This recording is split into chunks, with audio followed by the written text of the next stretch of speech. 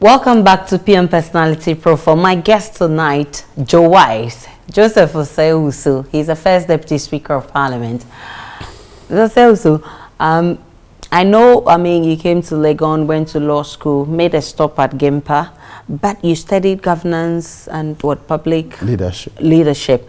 Well, at that time, you were already in politics, but whilst in school in Bekwai, Joabin, Wenchi, and all of that, did it ever cross your mind? I know you were doing community service, but did it cross your mind that you would one day enter into politics? I think so. For being an MP, it was a dream I had from, I think, 1969-70. To become a member of parliament? Yes. For your constituency? Well, I didn't know then when or where I would be a member of parliament. But I recall, my father is an avid newspaper reader. So every morning I'll go and buy a newspaper. But before I come back, I would have read what interests me. Incidentally, I always found interest in I think page 3 or page 5, Today in Parliament. I always read there, so I followed proceedings, what arguments. Then something happened in 79 under Dr. Liman's government. I was then in secondary school. Dr. Liman dismissed one of his ministers, I think Carl Randolph or so. And then Carl Randolph's brother, Joe Randolph, also resigned. But I found that strange, because from what I read, if that is a true fact, they took positions of principle in disagreement with the president. And for that reason, the president sacked him. I told myself that no, I'll never place myself in a position where my fate will be decided by somebody else. So I said, if I want to do politics, I want to be an MP. Is that why you've never opted to be a minister? Oh, it's not fair to say I've not opted. In 2017, I was truly hoping I'll be a minister. Okay. And indeed, I know that my name was among the first list. Okay. Something's happened, and then I was asked to come to Parliament. I was not enthused about coming to Parliament at all. Okay. I've never thought about making Parliament a career. Okay. But I realized when I came to Parliament that actually that's where I truly belong. Okay. How did it happen? After the election, I haven't learned to lobby. My view is that if you find me worthy, you ask me to help you. Okay. So unfortunately, I haven't learned to lobby. So I was sitting at my Bekwai watching proceedings, and somebody called me, "Hey Joe, I've seen the list, your name is this on here." I was enjoying myself. Hey. And then I heard that people have been called and told their portfolios. I mean, nobody has called me. You thought that once your name is on the list, that's it, you can go to bed. So I started making inquiries. The stroke, this ministry stroke regional minister. So I understand that at a point some people stood in that no, Joe is above regional minister. But around the same time, Honorable Jogati, he was then the second deputy minister, so I thought naturally he would become the first deputy speaker. But apparently he didn't like that either, so he called me and we discussed our fate. That's when I realized that he also wanted to rejoin the executive. Okay. Well, it's not in our hands. Then he was nominated. That it never crossed my mind that I would be considered for the position. So one evening I was with my chairman he has a place called Century Village, beautiful place. We were there chatting, and I had a call. Majority leader said, "Joe, we decided that you will be the first deputy speaker." I said, speaker saying, no, leader, I can't. I get her and said, "Listen, I'm really eager to help, but if the post is finished, the executive post, let me be. I'll be happy to be an ordinary MP." So we asked her, I said, but the posts are finished. Now, do you want to be a deputy minister? I think you're above deputy minister. But I still insisted, and I said, okay, you give it some thought. The following day, I was at a party with my friends and family. Then Honorable Hakim Ozajman called me, and we discussed this at length. There's one of them sitting by me. Is one of our senior members, Ajman, what was his first name? Forgotten his name, first name. I think my phone was a bit loud, so he heard all the conversation. You were having? You were having. Then after that he said, Joe, Deputy Speaker, the man also on panel. We okay?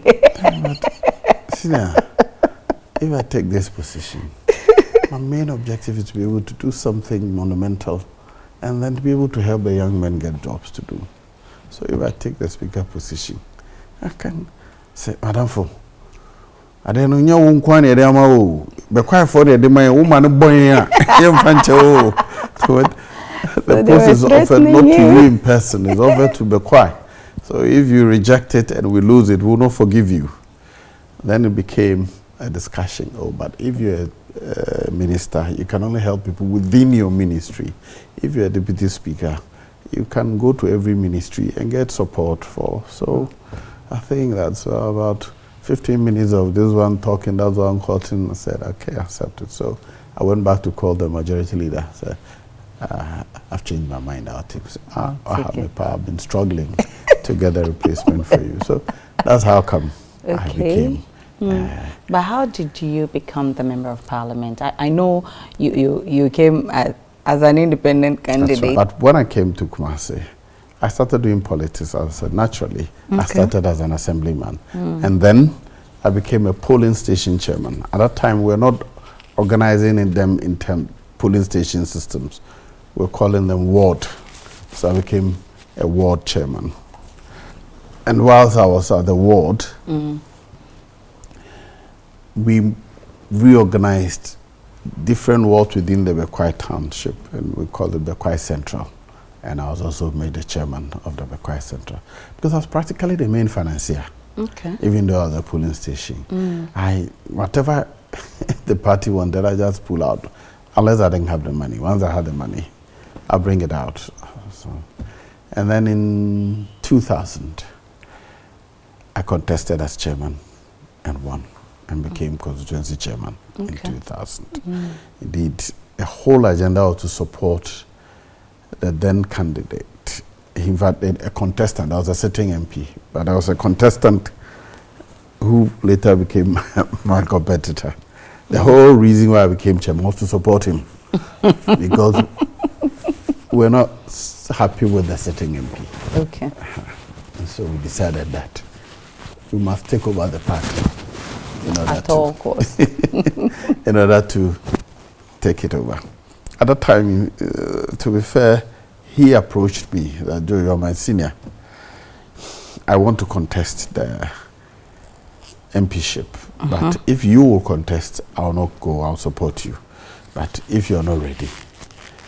So at that time, I was still not decided whether I wanted to do mainstream politics or I wanted to join the bench.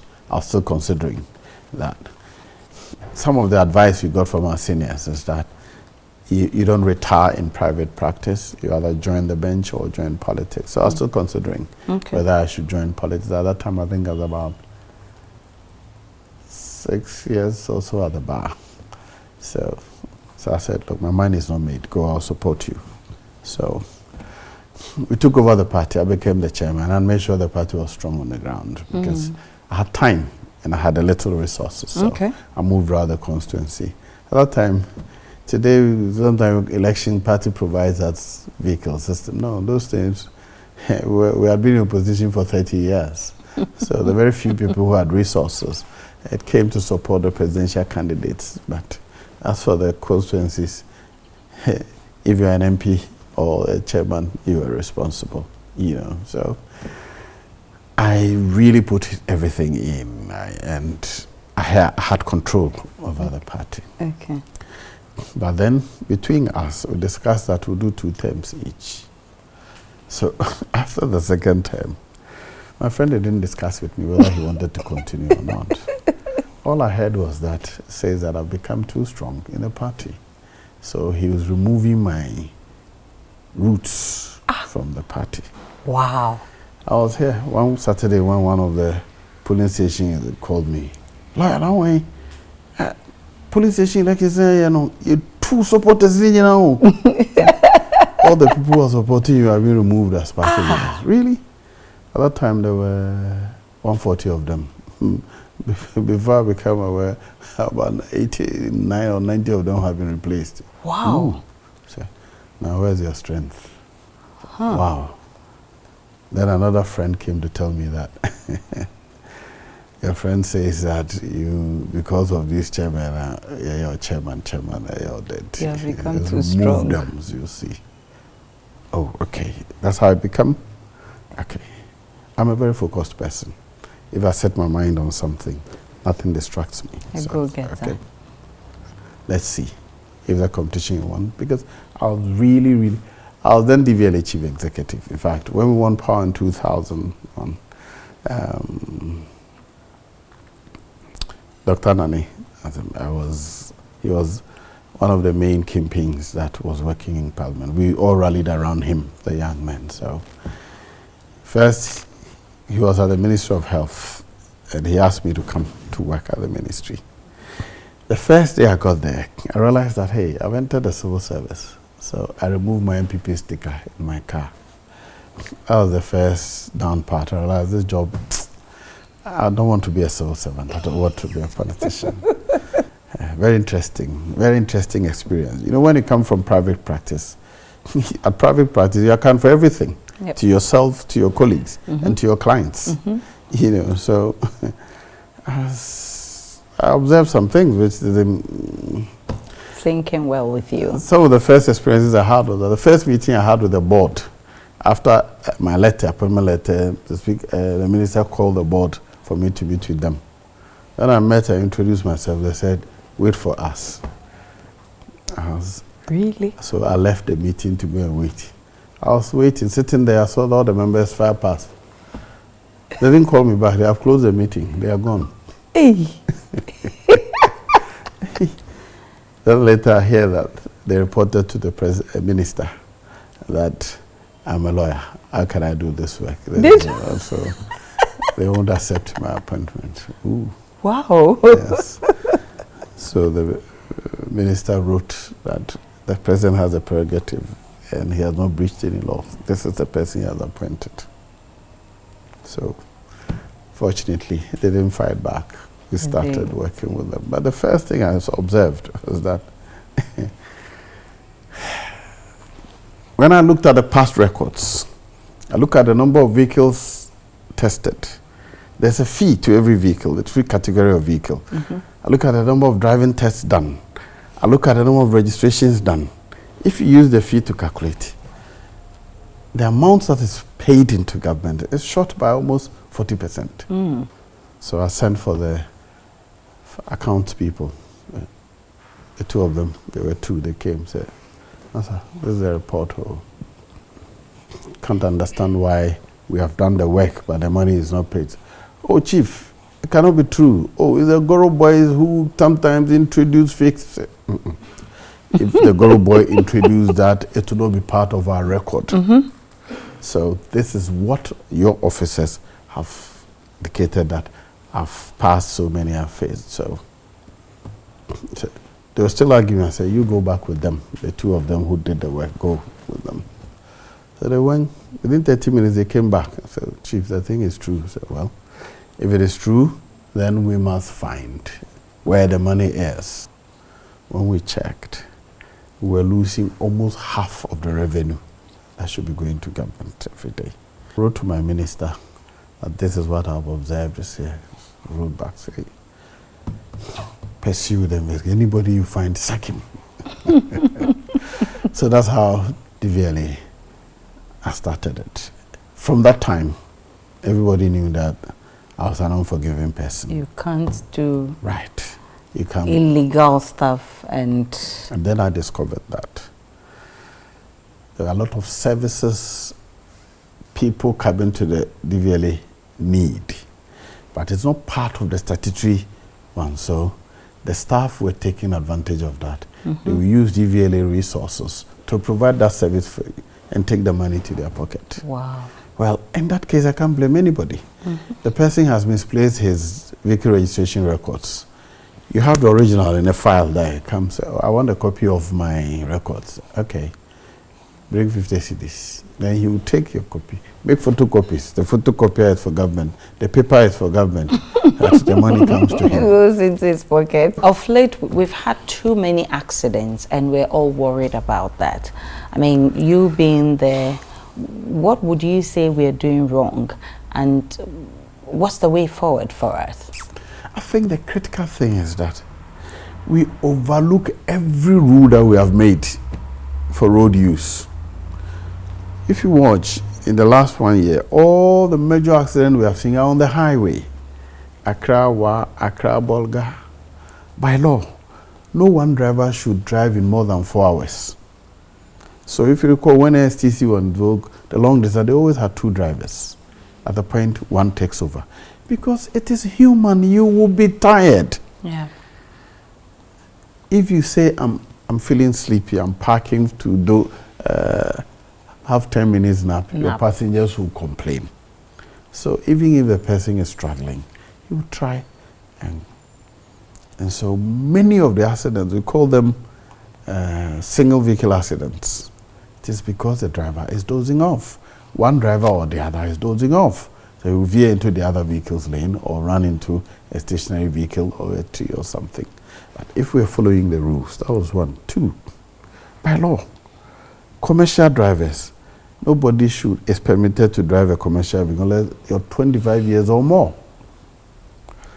Many of the bad drivers, some are even less than 18 years. With the Prajakra, there's worse. They're teenagers.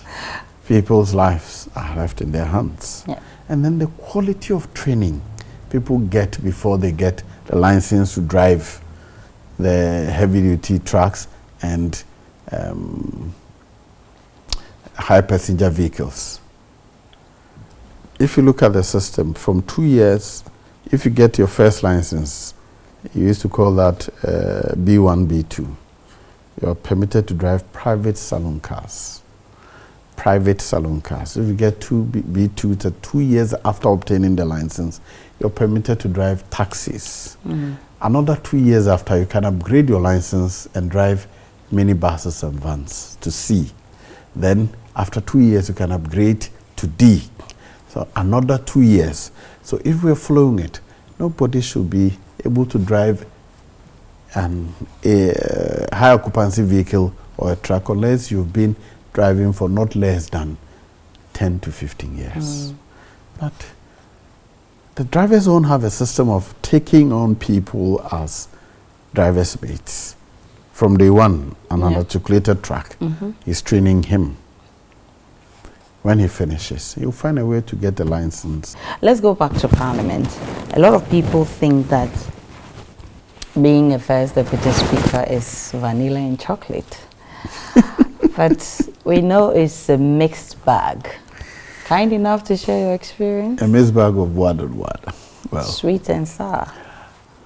Sweet because your colleagues honor you. Okay. First thing is that the leadership in Parliament, even though proposals are made by the party outside and the party in Parliament together, is actually an election by your peers, your colleagues. So when your colleagues give you the honor of electing you as a deputy speaker, they actually give you a lot of respect. And so you enjoy prestige among your peers. And then being a leader, Parliament also provides you some facilities that will enable you perform your responsibilities. But the responsibilities are no child's joke. It takes all your time. If you observed in the last Parliament, look at the vetting we did. The length of time it took us to do. When we are finished with the public hearing, then we are left with the report. Sometimes I stay in the office up to 2 a.m. to read through the reports, make questions. Sometimes I'm tired, I bring it home. I wake up at dawn to continue, to make sure that sometimes there's something we do in Parliament called kangaroo laying. By our rules, the report must be ready and sufficient copies must be available before you lay it. But if you're going to follow the rules strictly, we will be late in time so many times. So whilst you're preparing the report, you lay it. Okay. So we call that kangaroo laying. It means the report itself is not practically ready, but in the process, so that you can take it the next day. So by the time it comes on the other paper to be laid, it's ready, and everybody, to be taken, everybody is ready to have. That means that you, the chairperson, must make sure that by the time they say today we are taking the motion, your report is ready. Wow. It means working extra hours over time. Make sure that report is ready. If you had the opportunity to change anything, what would it be? If we're able to do a lot more electronic things, it will make the stress on the clerks and the leadership lower. Okay. There are systems where today you talk to them and then it records, and then later you can correct them. If you have a way of doing those things to make the work easier, because they write longhand, they go and transcribe, prepare the report, corrected at that level, brought to the leadership, you read page by page, make corrective changes. Sometimes it means you have to change it. Sometimes you have to go back to record to correct certain errors, because, well, everything that is said is also recorded on audio. Okay. So, no, these figures you put here, that's not what the person said. He said. So you go back to play to make sure that indeed the report is an accurate reflection of. So it also has the administrative part. So Mr. Speaker may assign you responsibilities. You are the person to do this. Then comes with the diplomatic part, international relations part. Okay. You're getting visitors every day. Visitors from other parliaments, visitors from state parliaments, visitors from other countries.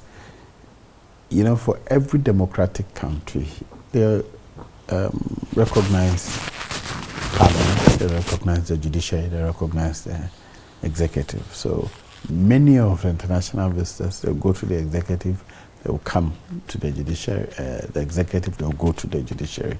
So that part, Mr. Speaker, is often engaged in that part. So the deputies must make sure that business of parliament is not delayed because we are doing the diplomatic part. Sometimes you have to go out. We have international assignments. I lead the delegation to Pan-African Parliament. The Speaker leads the delegation to IPU and Commonwealth Parliamentarian.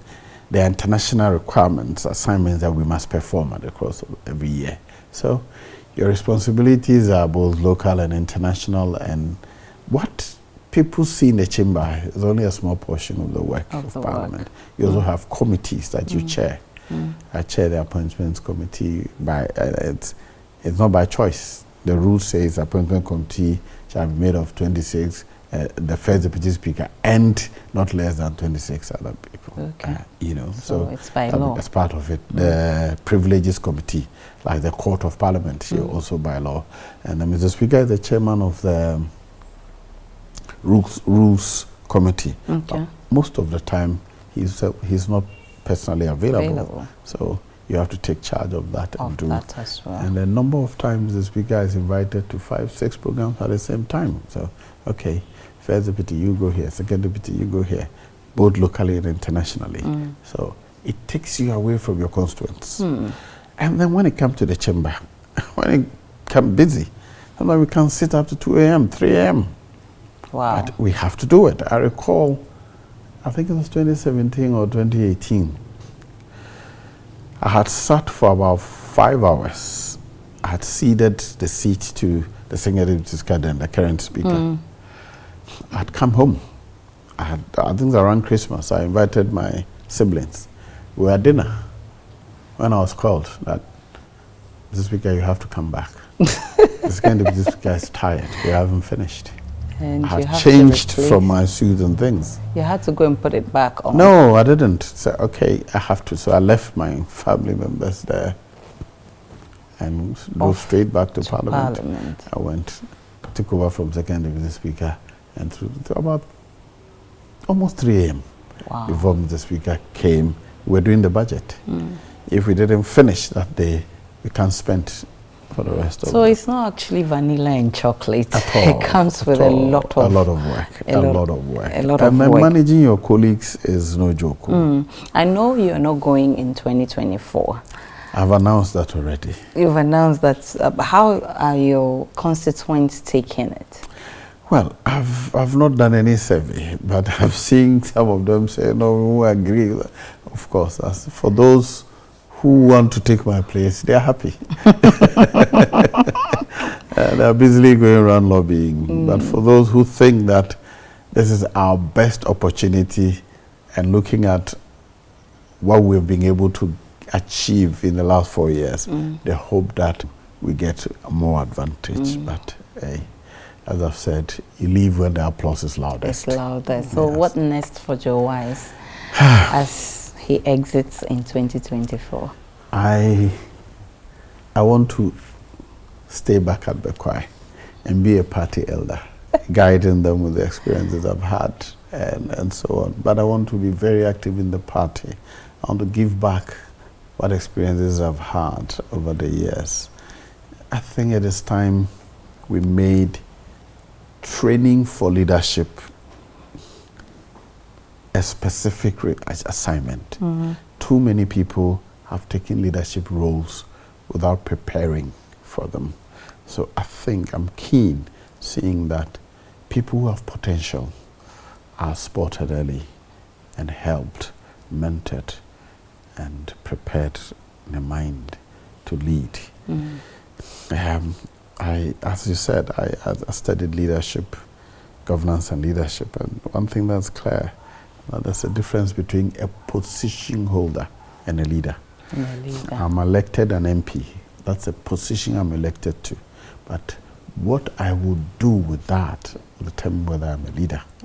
Or so not. Every position leader who is a leader, position holder who is a leader. And if you're able to articulate a vision that this is where we are, that is where we're going, and mobilize people to join you to work towards achieving that, then you're a leader. Wow. It doesn't mean that you will be able to achieve all of them in your lifetime. But as long as you have people who believe in that and are willing to work towards, you will go, there are other people ready to say. It means that leaders, those true leaders, must start picking the followers. That they will train. The follower in this instance doesn't mean Libra you're using to, no. It means people you're training to take over. People you're mentoring, infusing with them the vision that you have, and preparing them along the way. Coaching is a major part of leadership preparation. With this huge task of yours, Parliament, coaching people, being a leader and all of that, do you have some time left for the family? Do you have a leisure time? In fact, the biggest casualty of all I've taken is my wife and children. My goodness, she complains a lot, right? Well, I think she's getting used to that because it's not new. Since she has known me, I'm always, unfortunately, I take my work too seriously. To say nothing will stand between me and work, nothing. And so I have always praised her that my children have not become wayward because she was always there for them. I'm always on the move, always on the move. Wow. And she was available. Indeed, when we had our second child, son, he just graduated with a master's. When we had him, he was too difficult to manage. He's a boy. Standing here, you jump out of the house. Goodness. At that time, I was using a pickup. Wow. Before you're aware, he is standing on top and jumping down.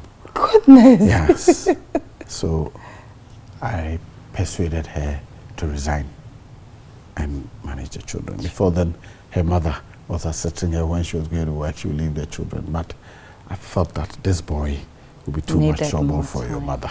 Wow. So it was a bit difficult, but I spoke to her mother to persuade her. Actually, we don't need her income. We can survive on my own. So So she agreed? Yes. So how many of them? There are 3. 3 of them. There are others that have adopted that I'm supporting. But there are 3 by her. How many of them are taking your law profession? How many of them are taking your political line? I've seen one there. The girl. That's it. Okay, she's a lawyer. She's a lawyer. She's been a lawyer 3 years ago. And my niece sitting up there. The 2 of them are my personal lawyers. Okay. I invited them to discuss a personal case I have against a journalist today. That's nice. Right. So, and then the second one is the one who has graduated. He was supposed to be going to do architecture because he did visual arts. So I said, okay. He got what do they call industrial art at K University. So you go, but I think that the prospects in that are not many, so we should look out for another one. There's a school here called AFEX at American House. The owner of the school was my teacher in secondary school, so he discussed with me opportunities for studying abroad with scholarship. So I made him register at the school, prepare him. So he wrote a TOEFL, and he got 50% scholarship. So, okay, the remaining 50%, I can manage it. You can manage it. So in your quiet time, what do you do? Listen to music? You said you love Lumba. Papa. Is that the one? That's it. That's their favorite song.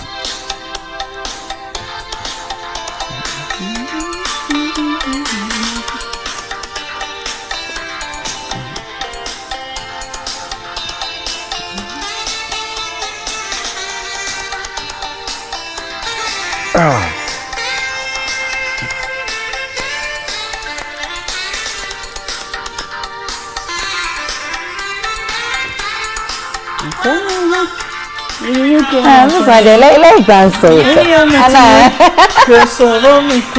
put on your feet. I'm coming away.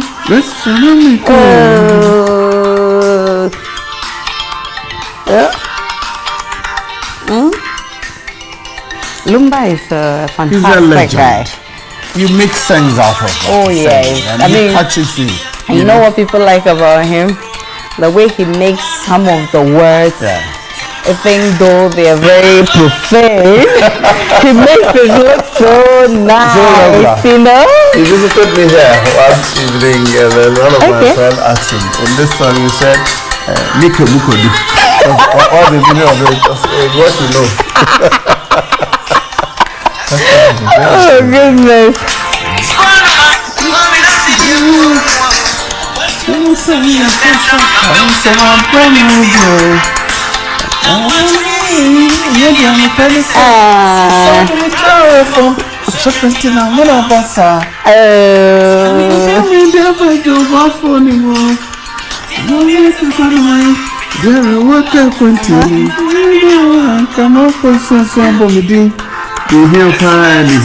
What you leave behind. Okay. And I come and say, Berma Bejani Ding. Now I'm paying check. Oh, okay. It doesn't matter how long you live on earth. You need to leave a legacy. Do something, leave a legacy. Wow. Your name will stay. You can't be Johnny Ding. I'm paying check.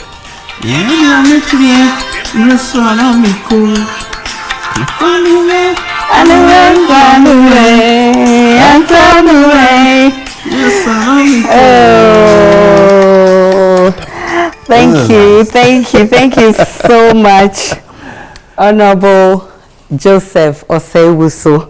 We're really glad that you let us into your life. Thank you so much, viewers, for watching. My beautiful dress was made by Needle Thread Design. Call them on 054-3196-451 or visit their showroom at 34 West Loop, Tesano. And my beautiful makeup is supplied by Nesa Cosmetics. Get one for yourself at Sierra Beauty Clinic inside the Palace Mall on the Spintex Road. Call them on 0242438799 or 0244975370. My name is Aisha Ibrahim. Same time next week, we'll be bringing you another interesting edition of PM Personality Profile. Remember, Honorable, what do you do to keep fit? I try to be part of Parliament's Keep Fit Club. Okay. I try very desperately.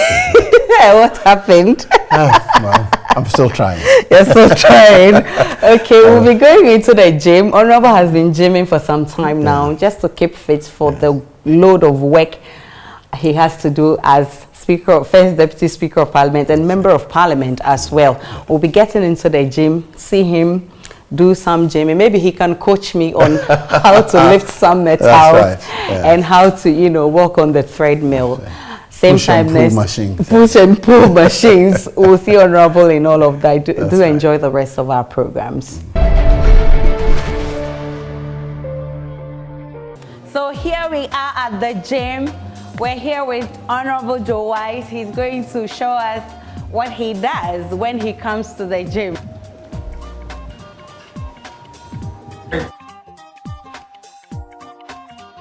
But it's good to exercise. It is. It is. Looking at your jaw, it's also difficult. But to make the time. yeah. Since I left Parliament, I had 3 sets of people I had to talk to. Okay. So, difficult sometimes. The number of people you must attend to before you can make time to come here. Did you do it every day? I used to do that, but now I struggle to make once a week. I do the treadmill, I do the push-up at the back there. This is supposed to work on your muscles around your arms, right? Yeah, your shoulders, your arms, your chest. Okay. Aisha, yeah. Good enough.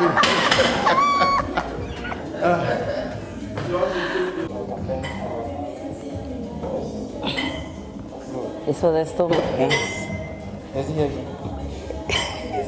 Reduce it.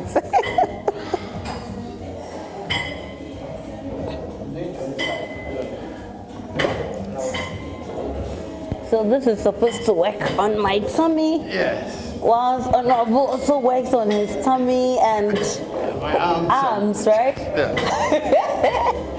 Woo, goodness. Wow.